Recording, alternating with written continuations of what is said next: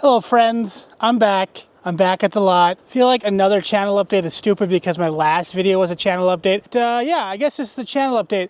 I'm up here. I got the trailer. Loaded the Tundra up and I'm gonna bring that home. This place is a mess. This is my first time back since the snow has melted. I was here about a month and a half ago. Theo and I caught the end of lake trout season. But it felt so good to be back. But every time I'm here, it's like list of things to do, stuff I want to do. Can't wait to get back. But now we're on the cusp of actually doing some work. Like I'm on the cusp of digging the holes for the piers, for the posts, whatever you want to call it, and pouring some concrete. So first things first, I'm gonna dig a couple test holes maybe. I know I've got to come up here and I've got to do batter boards and lay out exactly where my posts are going to be so they're all square and level. Oh yeah, and then another thing I'm going to get done is this poplar, this aspen, whatever you want to call it, that we took down in the fall. Took down three of them. I want to cut it up and just get it out of here and push all this back. And I'm thinking I can use the mini excavator's bucket and clean up all this stuff because I got to push this back a little bit. One of my corner posts is literally right there. So I have room to work, but I'd like to clean that up. I was working at a trail down that way, so I just got a lot of cleanup to do, and I wish I could stay tonight and do some more work, but I do have to get home. So, lots to do, not a whole lot of time, like always. I'm not good at timelines and estimating because I'm terrible with my own time management.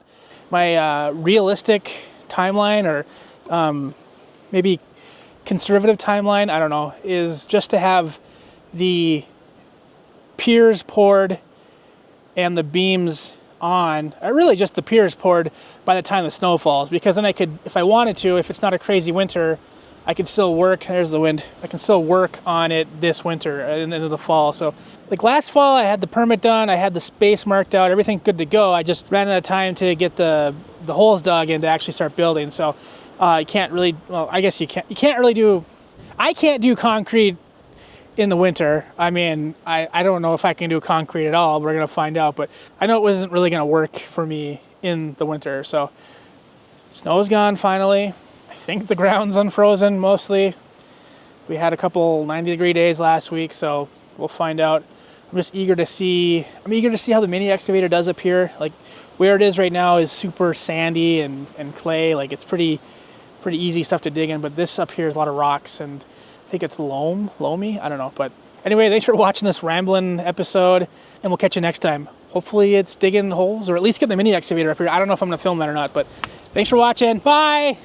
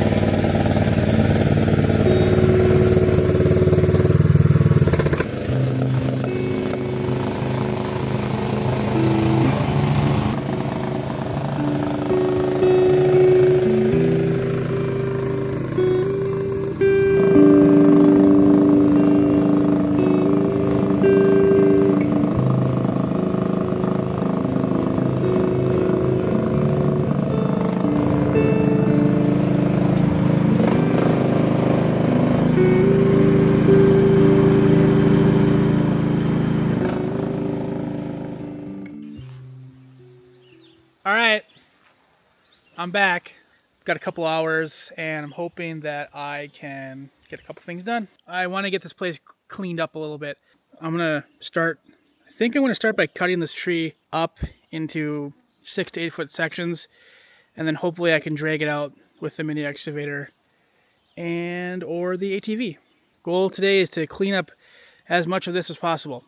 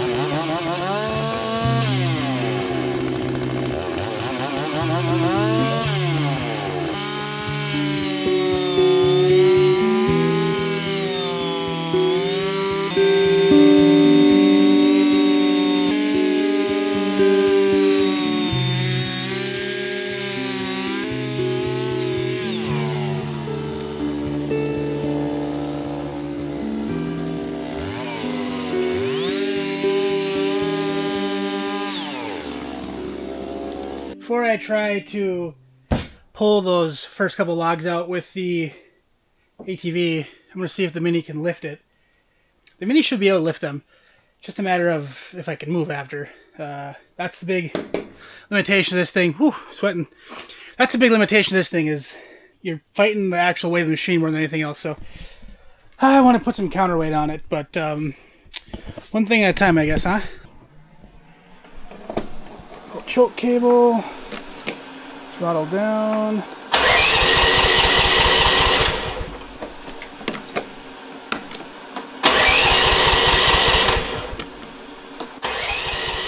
There we go.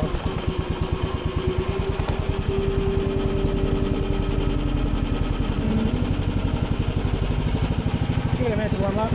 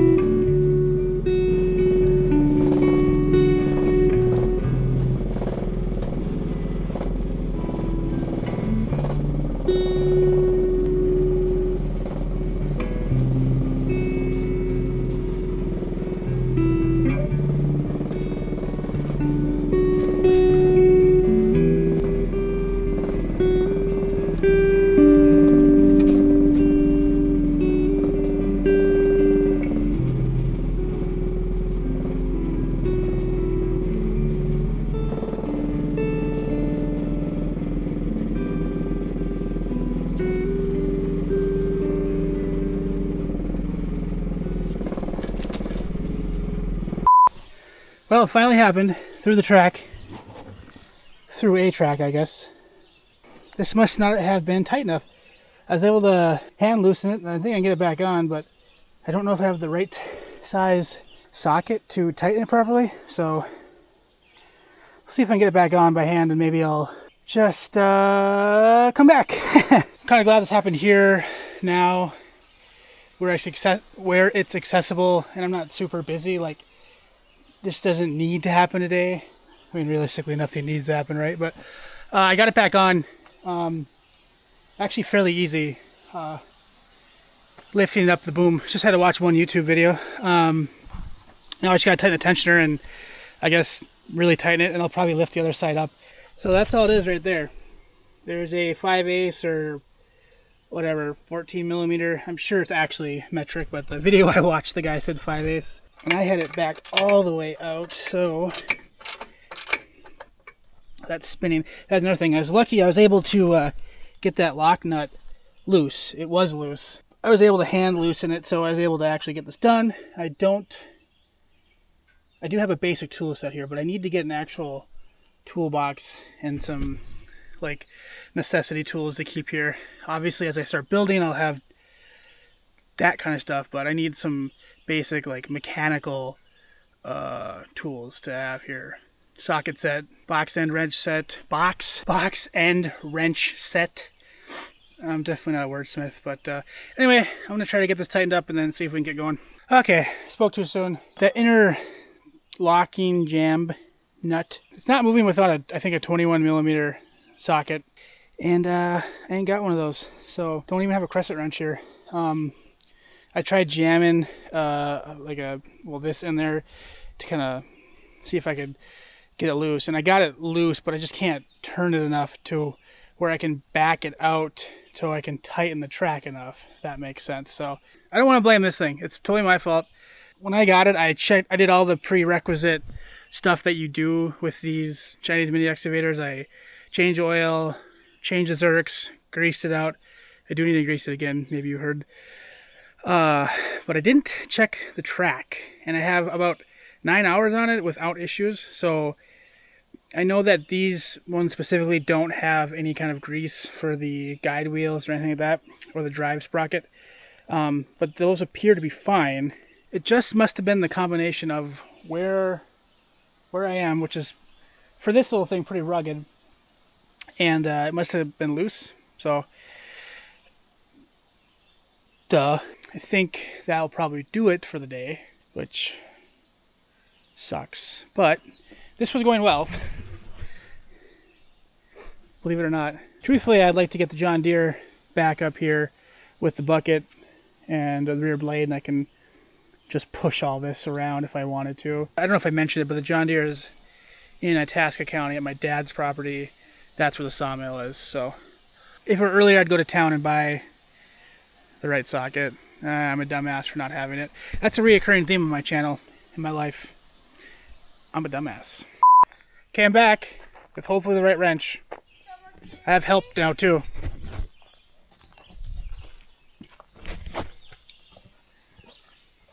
I'm cameraman today. It's my cameraman today. Got the right size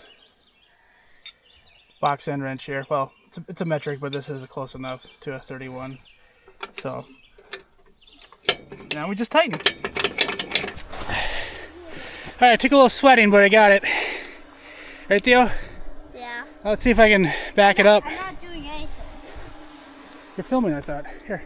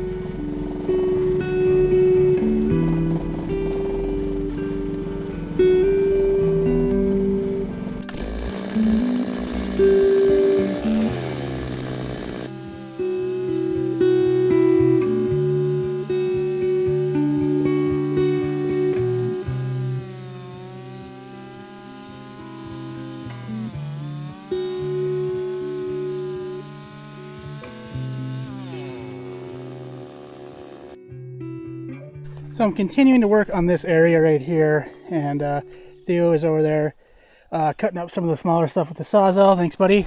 And I'm just working on kind of clearing this by hand, cut up some of the stumps, and then I'll bring the mini excavator over, grab some of the bigger stuff, push that dirt into that hole, and then hopefully clear this out. So we'll see. It's looking better already. Not quite there yet.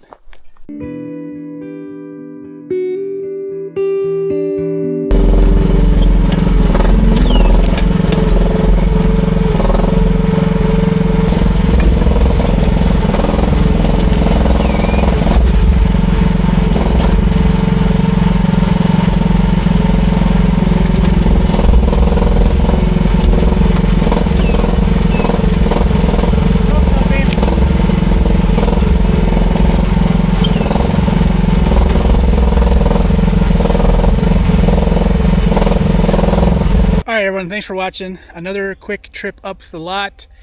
Another broken mini excavator. The whole reason we came up here again was to get the mini excavator rolling again so I can get it back in the shelter because it's supposed to rain this whole week. But I put it to work as you saw, and I think I popped a seal on one of the hydraulic rams or whatever. Honestly, I don't see any leaks, so I think I just need to replace the seal or the ram itself. I'm not happy about it, but I'm glad that it happened. I'm glad that it happened now, so I know what it's like to replace it, and you know what I have to do. So anyway, I don't know if I'll make this into one long episode or two short ones, but either way, thanks for watching, and we'll catch you next time. Bye. All right, we're back. I didn't film it, but I got up here after the cylinder incident and I removed this, I think it's an arm cylinder. Apparently whoever assembled it originally back in China didn't lubricate the seals enough. I'll show some pictures on screen right now. Here it is. Removal was very simple, so hopefully assembly is just as easy.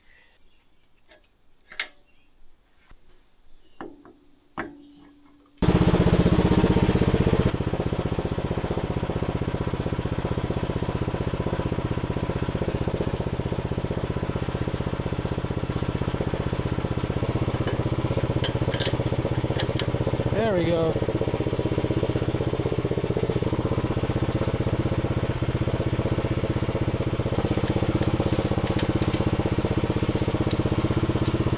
I'm gonna check the hydraulic fluid. It's down a little bit. It's actually probably where it should be.